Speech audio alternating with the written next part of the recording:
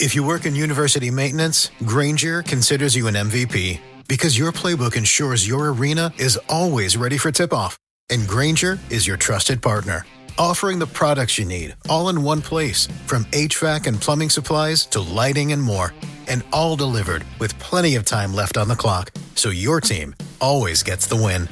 Call 1-800-GRANGER, visit Granger.com, or just stop by. Granger, for the ones who get it done. When you manage procurement for multiple facilities, every order matters. But when it's for a hospital system, they matter even more. Grainger gets it and knows there's no time for managing multiple suppliers and no room for shipping delays. That's why Grainger offers millions of products in fast, dependable delivery, so you can keep your facility stocked, safe, and running smoothly. Call 1-800-GRAINGER, click Grainger.com, or just stop by. Grainger, for the ones who get it done. Ladies and gentlemen, thank you for listening. Thank you for downloading, and thank you for subscribing to the latest edition of the Trial Podcast. I am your boy. Man, check this out. On this episode, what we're going to do is what we've been doing all year long, each month, in honor of HBCUs. You know, I've had someone come on, an HBCU alum, come on and talk about their university. And you see the title. This week's episode and guest is no stranger to me. First time on here on the podcast, but he is an entrepreneur. He's a fellow podcaster. He loves his alma mater. My man Dave is in the building. Dave, what's good, man? What's going on, Cal? How's things, man? It's been long overdue, man. You owe me. You need to have me on for a rap album. I don't know what you're doing. Like right. we're overdue. But nah, I'm happy for the invite, man. To talk about A&T, I'm always happy for the invite for that. Man, listen, when I came up with the idea of talking about HBCUs, I had an idea of like schools that I wanted to get people from. And when A&T, when I wrote down A&T, I immediately wrote your name because listen, I appreciate it, man. If you guys follow Dave on, and later on he'll give you his Twitter information. If you follow Dave on Twitter, social media just in general, but Twitter is specifically, I don't think I've seen more A&T tweets or HBCU tweets by anybody else on social media. And Dave, I gotta give you your props before we even get started, man. The way there were a bunch of tweets that I never got into. I let you fight those battles, and you fought them valiantly and got a lot of victory. But when you were going back and forth with the alumni from that school in the SWAC that used to employ Deion Sanders during that time when Deion was at Jackson State. Oh my gosh, those battles on Twitter were epic. But yeah, he's a proud alum, and I couldn't think of anybody better to have you on, Dave, man. And we will do a hip hop because me and this guy is hip hop for real, and we've been talking hip hop for the longest. So I'm glad to have you on, brother. So let's start right there. I always start this episode off with, the title says that you chose North Carolina A&T. So why did you choose North Carolina A&T? Well, I mean, at the time, you're talking, 24 years ago, because I'm celebrating my 20th anniversary graduating from A&T this year. So for me, when it came down to A&T, I knew that I wanted to do something in the STEM fields, and I knew I wanted to get away from Columbia. I'm from Columbia, South Carolina, as you know. Exactly. I wanted to get away from Columbia and be outside of the spectrum. So A&T was on my list. Johnson C. Smith was on my list. Benedict was like my last ditch. If I can't get out of Columbia, I'll go to Benedict type of thing. But what attracted me to A&T primarily is like they showed up at a college fair at my high school, Richmond Northeast, and they talked about how they graduated. 3 out of the 10 black engineers in the country were Aggies. So so I said, all right, maybe I'll look into doing comp sci. Computer science was within the college engineering. My biggest concern was getting in because I didn't really have the greatest grades at the time, but my SAT scores was decent enough to get in. I got over 600 in the math side of the fence, so that got me through. And because back then, unlike now, there was a out-of-state cap, so luckily I put my app in early enough and I got picked. Because there was folks who had higher GPAs than me that didn't get in because because they put their apps in too late. But back then they had a cap. That ain't the case no more. I mean, A&T back in 2000 was much different than what it is now in 2024. It is a different ball game now. I couldn't get in now if I tried. It was the grades I had. Could not get in. My daughter turned 17 last month, and so she's about to head into her senior year. And I told her what the GPA requirements was in A&T, and I'm like, don't worry, if you can't get in, I understand, because I wouldn't have been able to get in either. But she got the grades to get in, but she should be okay. If she wants to go to A&T, she definitely can get in. But it's changed a lot since I've went. But biggest reason is because of the engineering program. I went to University Day, saw the band. I was hooked after that. That. No doubt. So I got it just for you guys listening and watching, and thank you for watching on Facebook. He's from Columbia. Now, you guys know I'm from South Carolina too. I'm from Florence. And I know the answer to this question because I asked him a long time ago, but I'm going to ask him again since he's here on the podcast. He's from Columbia. Now, if you go down Interstate 26 about 30, 35 miles, you get to a city called Orangeburg. And Orangeburg is where South Carolina State is, which is where I went to school. So Dave is an engineer. So Dave, you said you wanted to get out of Columbia. Why not make the trip down to Orangeburg? Too close. Like it's just it's too close. No, it's just too close. Like I wanted to get away to the point where like it would take some level of effort. Like Greensboro's 3 hours away. That's like perfect. So if an emergency does happen, folks can come get me. But it's far enough so I ain't got to worry about seeing you on a random weekend too. You know what I'm saying? Like I just wanted to get away because I've been in Columbia all my life. Orangeburg is an interesting town. I'll say that. I don't want to get slandered by the Orangeburg folks. And the thing is, I got family that went to South Carolina State too. Like I got HBCUs in my blood. My neighbors went to South Carolina State. Okay. Somebody that taught me how to play the trombone went to South Carolina State because the former band director of Keenan High School was my neighbor. Wow. So, and he still volunteers at South Carolina State for the band now. Wow. You know, his one of his sons went to South Carolina State. So, I have family members. I have my sister-in-law went to South Carolina State. I have it in my, I got HBCUs in my DNA. So I was going to go to one. That wasn't just it's too close. It's too close. Understood, man. Understood. Like I said, I think I asked you that question a long time ago when we first started kicking it. And you told me, because I was like, well, how did we let him get away? He's right up the street in Columbia. How did he? But no, that makes sense. And especially at that time. Fun fact. A South Carolina State alum of yours tried to convince a bunch of South Carolina Aggies to come back to the state at one point. Not surprised. He's in Congress right now. There's your clue. This was like, oh God, that was over 20 years ago too. That was about 20 years ago. Give and take. 2002. Yeah. He came. Wow. Somebody knew him. That was because we got an organization. So I was a member of South Carolina Aggies. And somebody invited him over, and he was like, so it went from talking about politics and stuff to, hey, why don't you guys head back across to the state? We all looked at him like he was crazy. Hey man, Clyburn he's a bulldog through and through, man. Absolutely. He bleeds with garnet and blue just like I do, man. That is a great story. So coming out of high school, you go to A&T. What was your first memories of just being on the yard? And I mean, like being on the yard without, mom and dad or whoever dropped you. What was those first moments like being on that campus? I knew, this is the funny one too. I knew that I was not going to work for UPS as soon as I got on the yard. I don't know what they have down in Orangeburg, but they have a pretty big facility at UPS in Greensboro to the point where they would pick the kids up. It was like a slave train. They would pick them up and take them to the facility, bring them back. That was their way to get you. Like they would help you unpack your dorm, and then they'd be like, "Hey, you want to work for UPS? Wow, pay you $15 an hour." And back then, $15 an hour ain't bad. A lot of money. That's a lot of money. So I just remember my mother was like, "Why don't you go and work for them?" And I'm like, "Nah, I'll be broke. I'm good. That seems like a painful job. I'm good. I'll figure it out." But now, one of the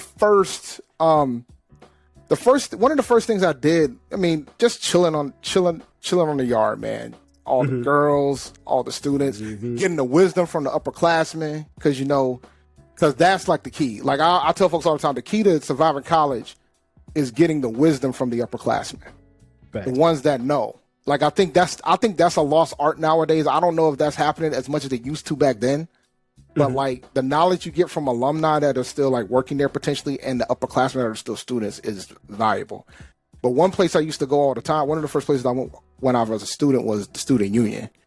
And, you know, I'm a big gamer, so like I get my games in, spades. I never played pool, but I played a lot of spades and I played a lot of hearts. Like, we used to have a tournament down there.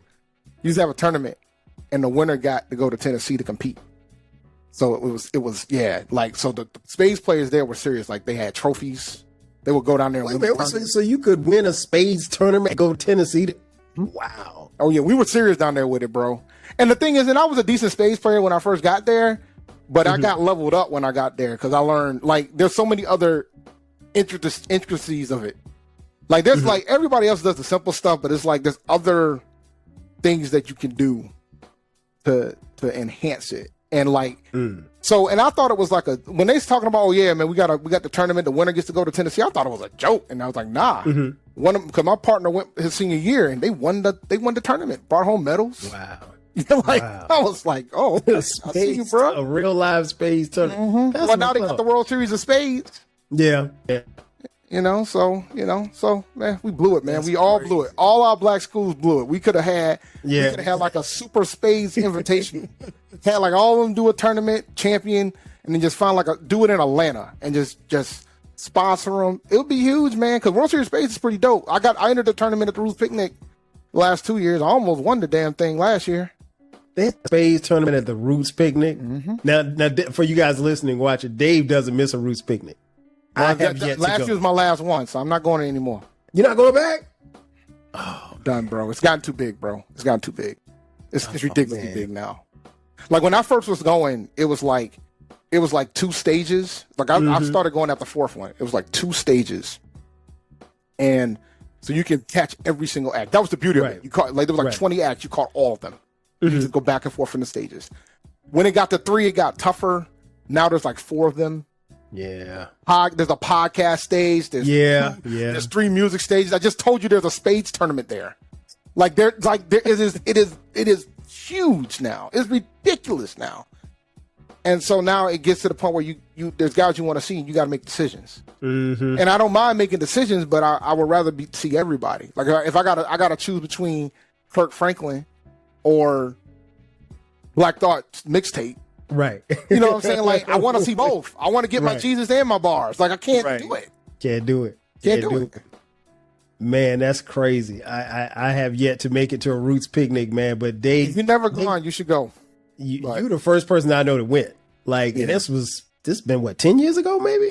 I've been going for a minute. Like, I went. They went to New York. They did New York once. They did a 2-dayer in New York, and that was pretty dope. You know, and that was easy for me. That's a drive for me. But like, but nah, I've been going since 2011. Okay. It's been a minute. Yeah. When you got to A&T, and I always ask this question because I think some students have this moment, some don't. Did you ever have that moment where you thought you were going to have to call home and say, "Hey, come and get me"? Like, I mean, like, get me, like I'm homesick. No, I think for me, the biggest challenge I had as a student when I first got there was making sure I had the finances to stay. Okay. Like, that was the biggest challenge for me because, you know, when I first got to A&T, I had no scholarships. So it was either grants or loans. Wow. So for me, it was about the finances to stay. I didn't start getting scholarships till my sophomore year because my grades were not like my grades in high school when I got to college. They were much better, vastly improved. Right. Okay. So I started getting scholarship money, and because I was in college engineering, the scholarship money started coming. And then after my sophomore year, I got my tuition and books taken care of by the company that I currently work for now. So it worked out in the end. Okay. But like the first 2 years for me, it wasn't about whether or not I want to call say I'm homesick. Matter of fact,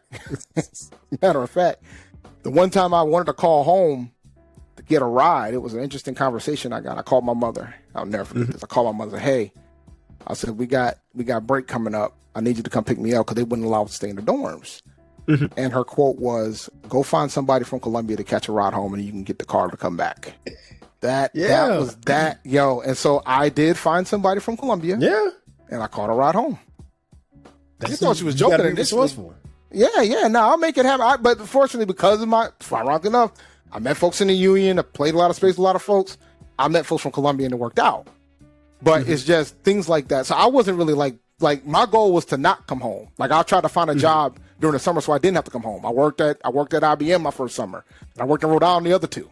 Like I did not want to come home. I only came home for holidays. So that was the goal. Like I wanted to kind of be out. You know, I wasn't like at the home. But there's a lot of kids that were. There were a lot of students that were like, "Yeah, I'm going home this weekend, go watch clothes or do whatever." Because at the time then, in-state there was a lot more in-state students at A&T at the time, much higher percentage than there is now. Yeah. It's now when you compare like what North Carolina A&T is now as opposed to when we were in school, it's night and day, totally night and day. As far as classes, man. What was the easiest class that you had? Badminton. Stop it. There you dog. You took a badminton class. So here's the thing. Here's the thing. As a freshman, you kind of get what's left. Right. That's like you're gonna get all right, you're a computer science major. All right, you gotta take intro to comp sci. You gotta take computer programming 1. Oh, you're comp sci. All right, you got to take these maths. History was tough. I went to Midlands Technical College before I went to T to take one of the history classes because they didn't have none for me at the time. So I took world history from Midlands Tech and they transferred it over. Okay. But for gym, all was left was 8 a.m. badminton. The hardest part of badminton was to get in there at 8 o'clock.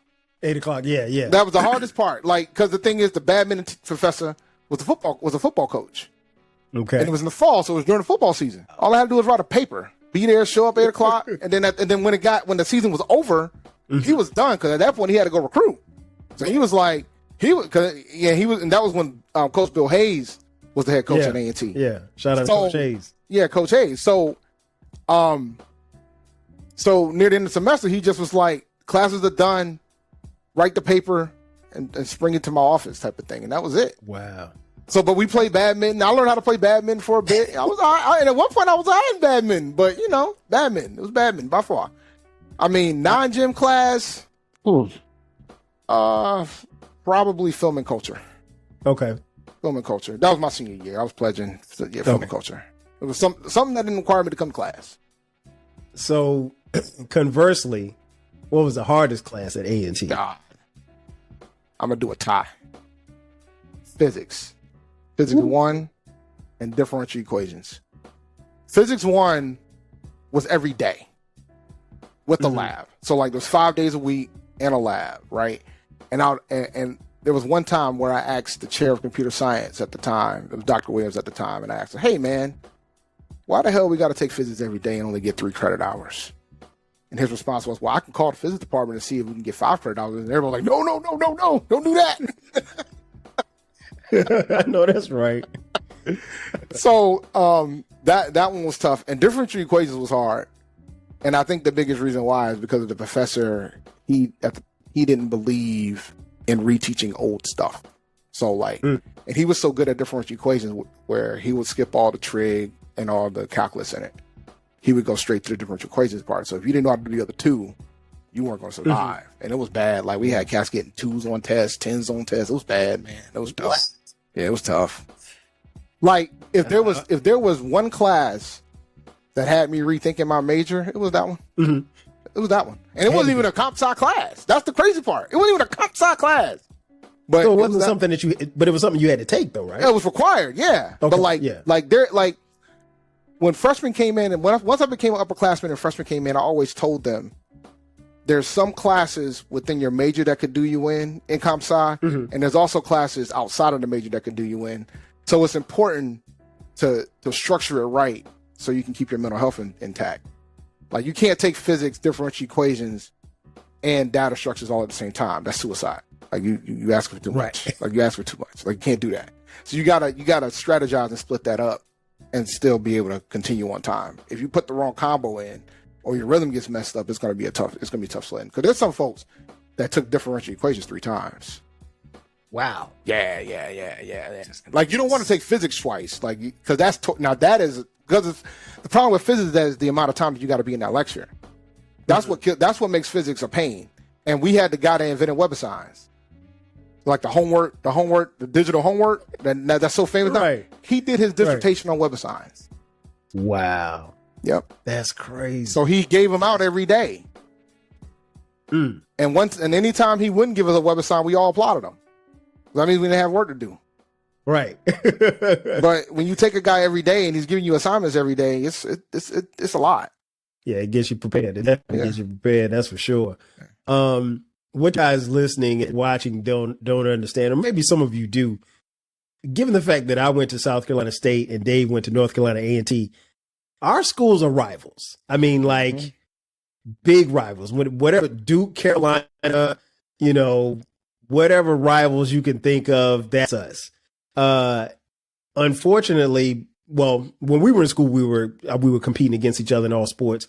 But fortunately, I should say, A&T left the conference and moved on to another conference.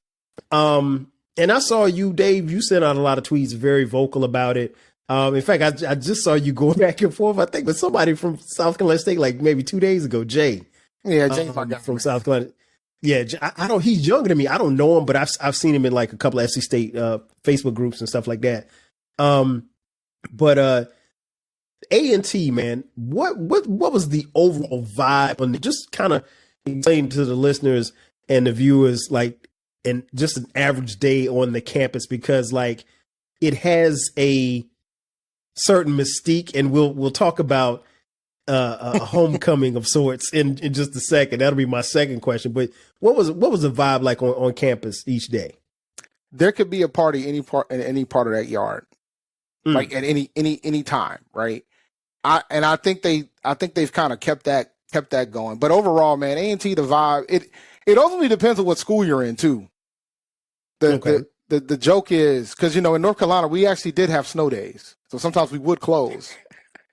So the running joke is, when there's a snow day and A&T's closed, the Crosby kids are out here just sledding down, enjoying the snow, snowball fights, whole nine, and the engineers is over here trying to figure out how to open the dang on doors and get work done. So it all depends on what school, but like, I think for me, as being part of the college engineering, it was more about you had to manage your time. It was critical. Like, I tried to party. I partied when I could, and I was a good time manager when it came to it.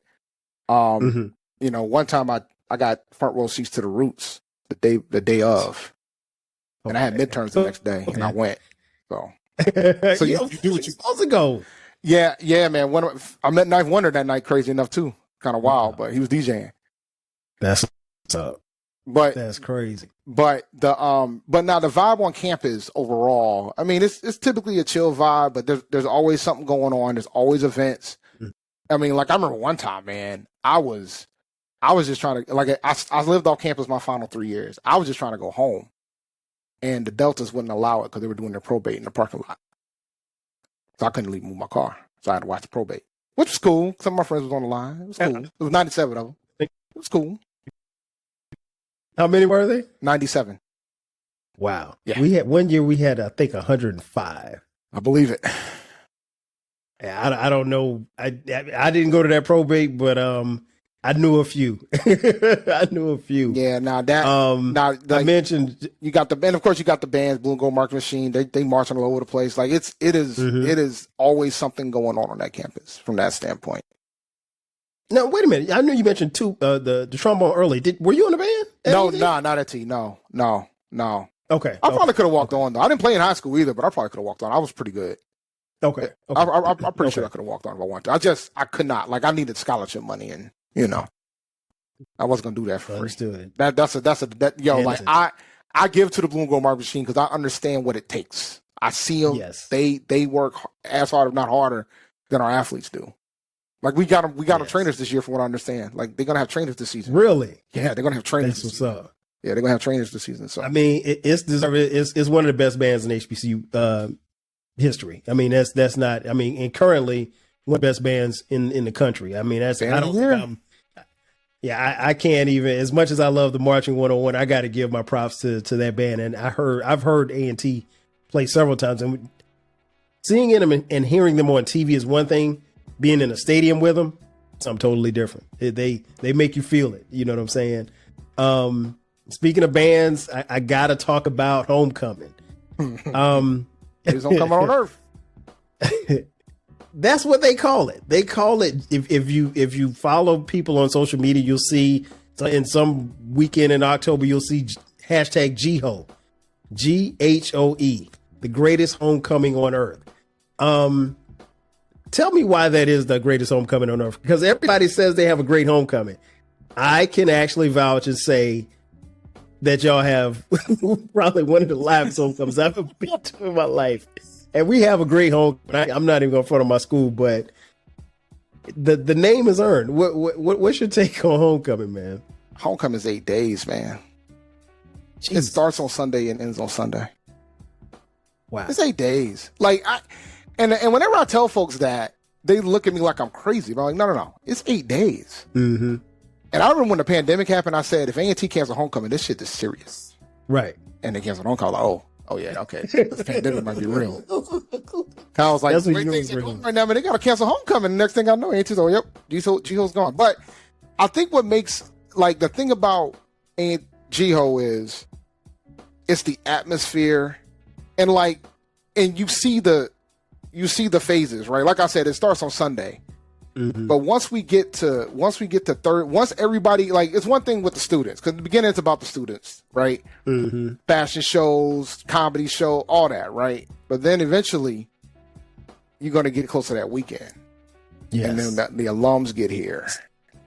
And then once Friday hits, so Friday you got the step show. Step show's not done on campus. It's done at the Coliseum. It's the same place where the AC tournaments play. It's not done. It's not done. It's not done in the yard anywhere. It's not on campus. You gotta head to the Greensboro Coliseum. Mm-hmm. And what they used to do, and I hope they're bringing this back. They used to do a concert after step show.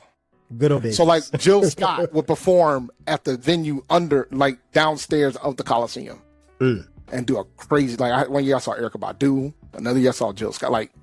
After, and they literally wait till after the step show's over before they come on stage. Wow. So it's pretty. It's a as an alumnus, it's a dope transition to go from the step show to that, right? Mm-hmm. But so then you got the game. This year we had the game televised all over downtown Greensboro. Okay. We took over the downtown area, the city of Greensboro. I always compare, when people talk about how great their homecomings are. Mm-hmm. I always remind them that, is your homecoming great because of the city it's in, or is it because of y'all? Because that matters, right? Because some people, when they talk about their homecoming, they're like, oh, well, it's in Atlanta. You can do whatever in Atlanta. They ain't about us, though. Mm-hmm. You know what I'm saying? So I think that's important. A lot of the activities we do, there's some things that are off campus, but it's us. It's on our yard. The game, all the festivities on the yard. And when last year, bro, we had 80,000 people on the yard. That's crazy. Insanity last year. And it's funny because I'm a Sigma. So we have the benefit of having our plots. We can grow on the plot.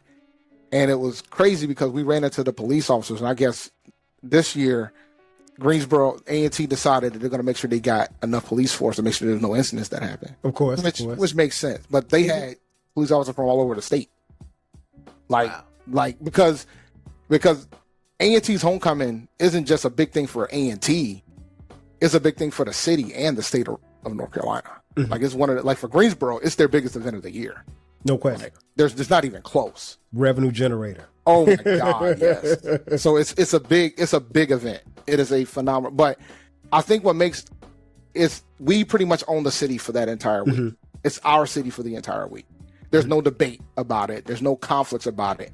If you had somebody coming, even if they weren't an official A&T event, they're there because of homecoming.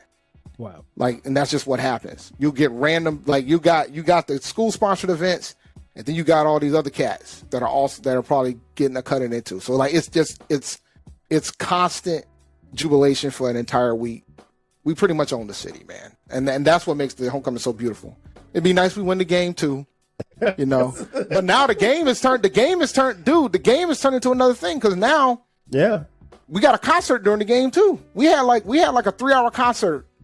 So I don't know if have you ever been to A&T Stadium?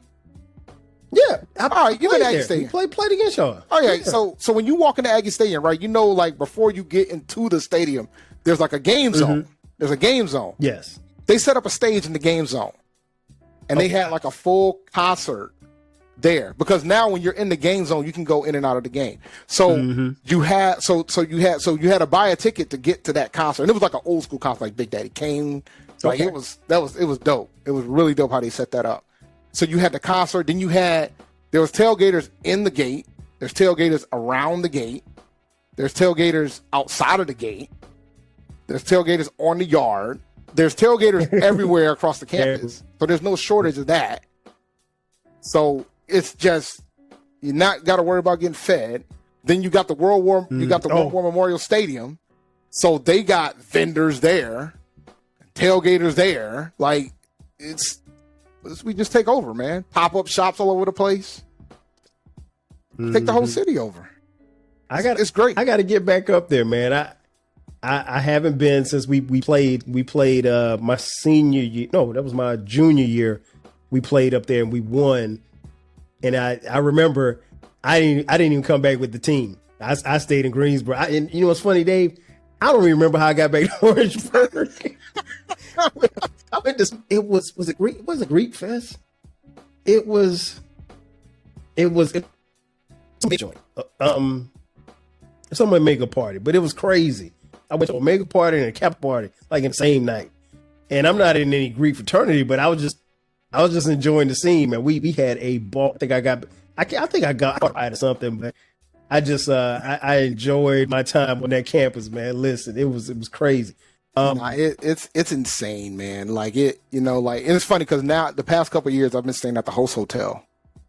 So now they got a shuttle to take you there, which is a godsend. Okay. So I ain't got to worry about figuring out how the heck to get back because traffic is insane near the campus. Then I don't even talk about the parade in the morning, which a lot of times back when I was younger, I never would make it to the parade for a multitude of reasons.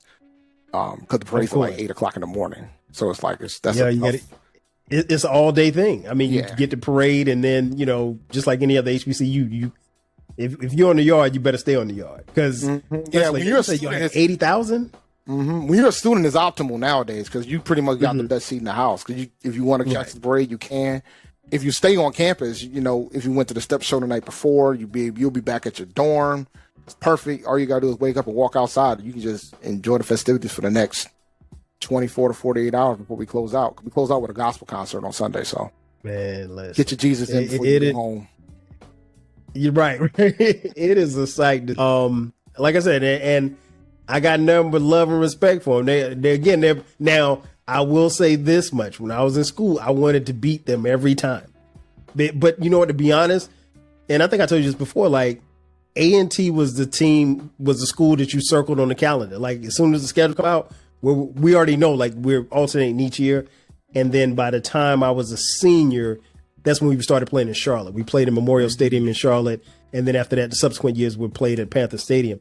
But yeah, you circled A&T on the calendar because you knew that it was going to be hard for our game. You mentioned fraternity earlier.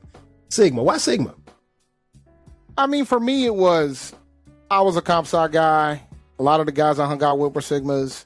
And I just thought it was the best fit at the time. And I was cool with those guys. And it's wild because I crossed my senior year. So, like, there's two classifications where it's hard to get in most fraternity sororities is your freshman year and your senior year. So, so I thought at the time, and, like, my line brothers love them to death. We're celebrating our 20th this year, so we going to go to Vegas and have a ball. It's weird now because now a lot of us got wives. Some don't. Some got girlfriends, so we're gonna see how it goes. But now, are y'all bringing your wives? Yeah, man. I didn't approve that, but I only have one vote. Because I'm not married anymore. I'm divorced, so like I didn't really necessarily approve. Telling us that. Yeah. So for me, but I understand, because some of them are sorors too, so that's cool. Okay. It works out. And then we're inviting our line sisters too, so we'll see how it goes, man. It should be a good event. We'll make sure nobody lose all their money in Vegas. Right. Yeah, you gotta make sure that happens. Man, before we get out of here, Dave, I gotta ask you, and something I ask everybody that comes on the podcast, particularly when we're talking about HBCUs, if you're speaking to and I know this is right up your wheelhouse, if you're speaking to a high school student and they are interested in making the journey to Greensboro, why should they choose North Carolina A&T University? Oh, that's easy, man. Besides the fact that we're the best institution on the planet Earth, we're also the largest HBCU in the country. If you're into engineering, we graduate more black engineers than any school in the country. That's any school in the country, not just any black school in the country. Any school in the country. We graduate more black engineers than any other institution in the country. We're also in the top 5 in journalism, visual arts, STEM, across the board. That's our swim lane from that standpoint. Greatest homecoming on earth, one of the baddest bands in the land. It's the vibe, man. It's nothing like that you experience from that standpoint. So for me, it's if you wanna go to a phenomenal university, teach you everything you need to know, guaranteed to get you a job for the most part. Like most folks, they walk out of here with a gig. Like most folks have multiple gigs to choose from. Right. I mean, A&T is the way to go. Like A&T's career fair is so great that Duke students, Chapel Hill students, NC State students, UNCG students come to ours. Like that's how many corporations come looking for our students. That isn't going to change because we got some of the best schools on earth. So absolutely, you come to A&T for that because it's about the experience and it's about making sure you're getting out of there getting a gig too. Yes, indeed. Yes, indeed. And one thing I will say, they have this saying called Aggie Pride. Mm-hmm. They are very proud alums. They are very proud. And I don't know any bad alums. I'll put it like that. Every alum that I've gotten to know over the years, especially through social media, cool as hell. And I was, and for the most part, I'm always like, you know what, I could have went to school with them. Like, because you have the certain, I guess, idea of what people are or what they might be. Because, if you think about Howard or Hampton, you might, they're kind of bougie or whatever. But that's not necessarily the case. And I think ultimately, as all of us as HBCU alums, we all want to see each other do well. Because when A&T does well, South Carolina State does well. Now, I will say this, and we've said this before on the podcast, we will joke each other. Mm-hmm. But you can't joke us if you ain't one of us. It's gonna be fun. Like right after this, I'm doing HBCU nightly, and let me tell you something, bro. Yes. It's gonna be. I'm gonna have some fun tonight, man. After what the heck going on with FAMU, I'm gonna have some fun tonight. You know what, man? I need to tap into that because I was late to that story, and I've been peaceful all this time. I just want you to know that I've been very peaceful. So you gonna choose violence? Yeah, I've been very peaceful. I have. I've been very peaceful. No, I have. I've been very peaceful. I was hoping that it was legit, but it's not. So it's time to choose violence. But again, just like I always say, man. I mean, like if it's a negative light on a school like FAMU, it's a negative light on HBCU. Yeah, but and that's for me. And I know we're going further about it, but that's the rub for me, right? Because I was hoping that it was legit, primarily because if it wasn't legit, I know we're not a monolith. We're not a monolith. The general public assumes that we are. And that's the dilemma. When things like that happen to the number one public HBCU in the country, according to U.S. News and Report, they're going to look at all of us like, then what are y'all? And that's my rub right now. You know what I'm saying? Like, that's my rub right now. And I think the president of FAMU has done an outstanding job. He's done a lot of good things. But this is one thing, like some people are like, oh, he's got to go. And I'm like, no, he's not going nowhere. Do you know how hard it is to get a phenomenal leader at an HBCU? It's hard. It is. Especially at a public one. Trust me, I know. Hard. It is. You know. Heck yeah, my cousin was there when they were talking about doing all that craziness. My cousin was at South Carolina State. I had 5 presidents. No, I had 4 presidents in the 5 years that I was there. And one of the presidents that was there after I left, Dr. Andrew Hugheni, left and went to Alabama A&M, which is where my son ended up graduating from. So, I got a chance to see at Alabama A&M what we could have had at South Carolina State, but that's another. Yeah, I'll go on a tangent about that. Nah, I mean, I got to tap into HBCU nightly though, for real. I had a me and my partner Malcolm, we got a separate show called MD that we do. It's just more of a funny show. It's a funny show, but we talk about HBCU stuff too and some other topics outside of HBCU. Okay. I mean, HBCU nightly is primarily squarely on football, but occasionally my man Josh who went to that school down in Durham, he's more of he's a business guy. He went to the school of business, so he focused on the business aspect of sports too, but it's primarily a football type of show. And I wanted to do something that was kind of outside of that. Like we got folks about to compete in the track championships this up soon. So, they just announced the list. Those are the type of things I like to talk about and things of that sort. I like how, and I don't want this to get lost, how he said the school in Durham. Folks, he's not referring to Duke. No, I'm not. No, I'm not. Or the school down the road, it's just, And again, this is Michigan, Ohio State. It's that type of hate. Like, oh, yeah. And he's talking about North Carolina Central. But I got a sound for y'all, man. I got a sound for y'all. Uh-oh. Hate y'all. I do anything but place y'all. I got sounds for some of the folks. So it's I want them to flourish too, just not as high as us. They can fly to a point until their feathers get clipped. But it's cool. Or their wings, they're not feathers, wings. So their wings get clipped. Man, they're buzzers or whatever they are. But it is what it is. Man, listen. I found myself at this past year's Celebration Bowl actually rooting for Florida A&M because one of my boys is a coach. I was rooting for Howard, man. I couldn't go against my boy. I just couldn't. But that's the first and only time I ever found. And you know what? I actually rooted for A&T when y'all played in the celebration. That's the only time. You root for the conference. I could put. Well, I'm not in the we only play bowl in the conference now, so it's like I just pick between the two. Can I be honest for a second? I really hate the fact that I don't mind the fact that y'all left the conference, but I hate that we don't play y'all no more. Well, we're playing y'all this year.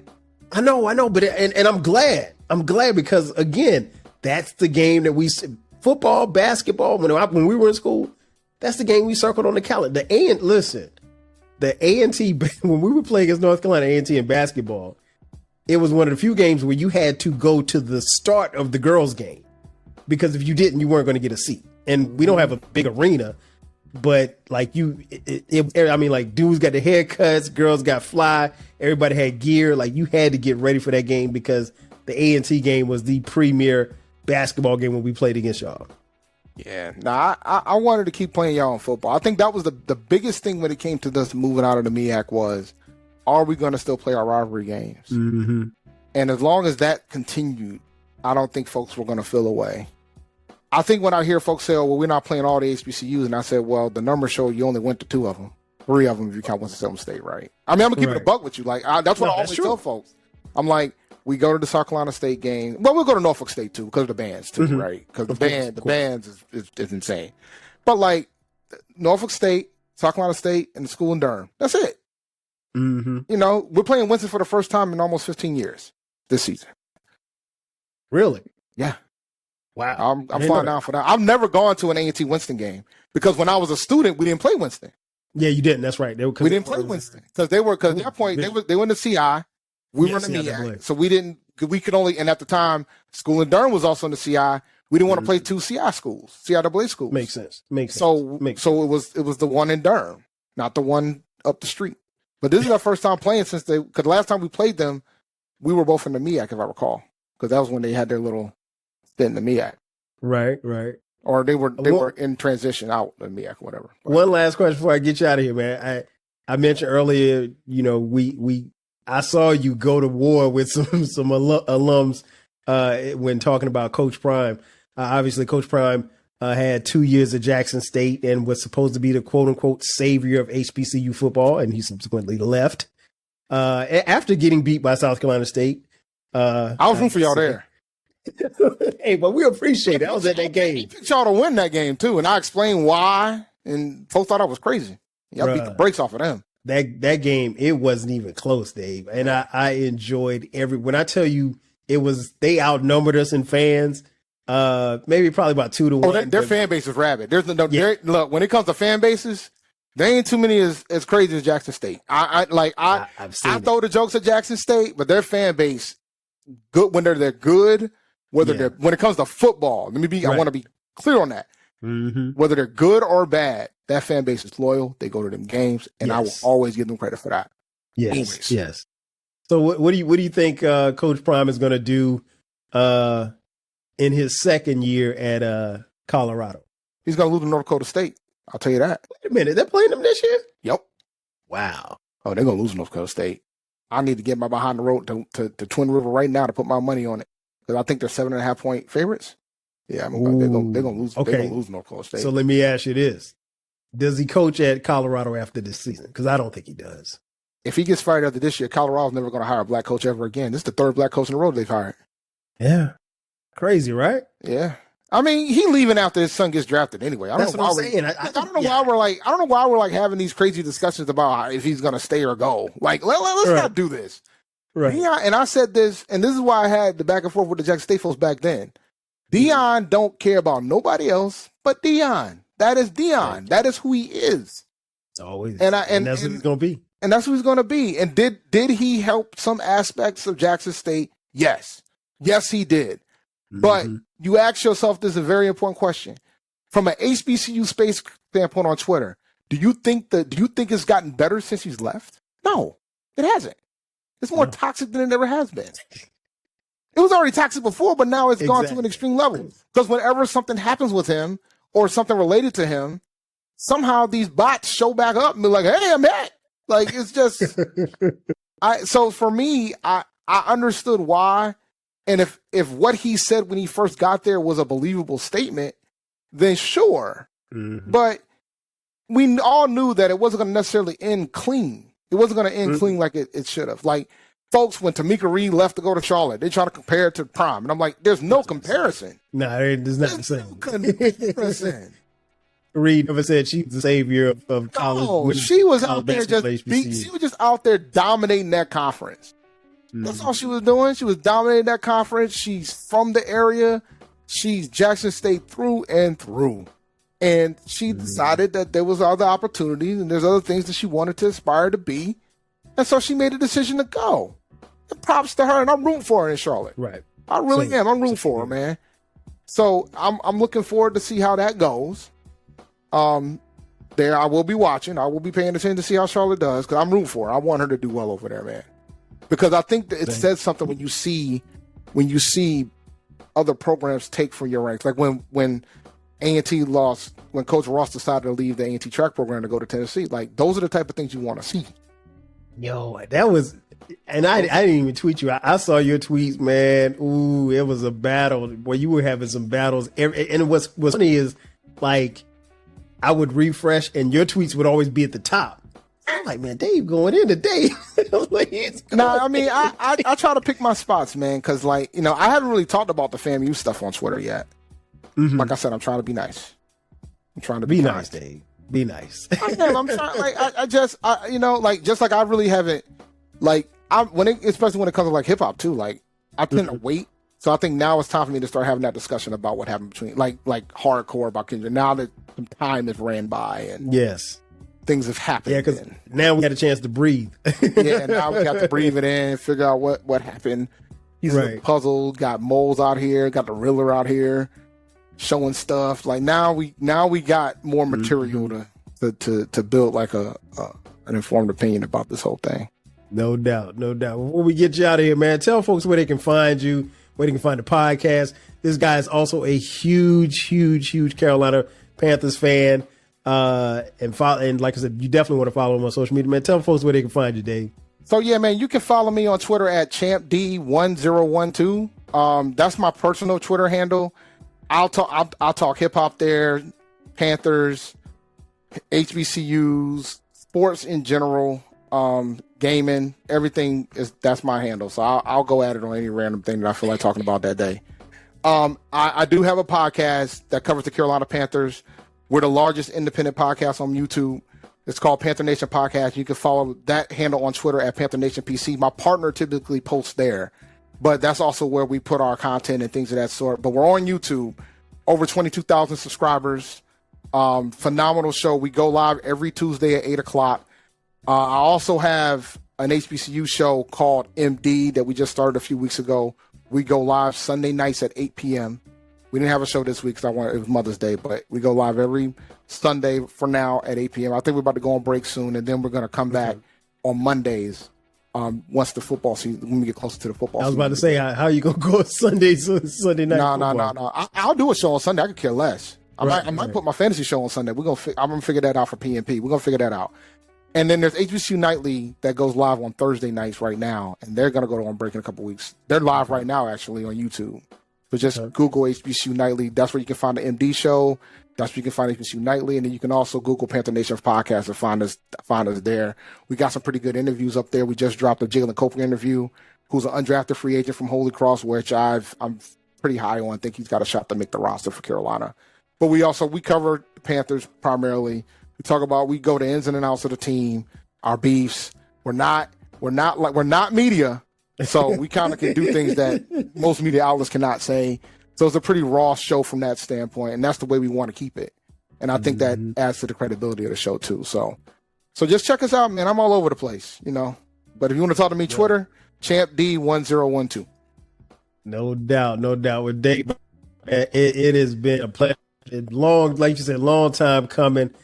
We got to get you back on to talk hip hop because, again, this guy is a huge hip hop head. If you guys been watching and listening long enough, you probably know where to find me. But if not, the 12 Kyle podcast drops every Thursday at midnight. From time to time, we drop bonus episodes on Sundays at midnight as well. If you want to follow me on socials, hit me up at 12 Kyle podcast on Facebook, Twitter, Instagram, Threads. TikTok is 12 Kyle podcast. And if you feel so inclined, if you want to throw us a couple of dollars, listen, I'll take your money. $TWELVEKYLE. And also we have merch in the description box. You can buy 12 Kyle podcast hoodies, t-shirts, mugs, whatever you want, posters. We got it all. Again, so for my man Dave, I am your boy 12 Kyle, and this has been another edition of the 12 Kyle podcast. We'll catch you next time. Bye. If you work in university maintenance, Granger considers you an MVP because your playbook ensures your arena is always ready for tip-off. And Granger is your trusted partner, offering the products you need all in one place, from HVAC and plumbing supplies to lighting and more. And all delivered with plenty of time left on the clock, so your team always gets the win. Call 1-800-GRANGER, visit Granger.com, or just stop by. Granger, for the ones who get it done.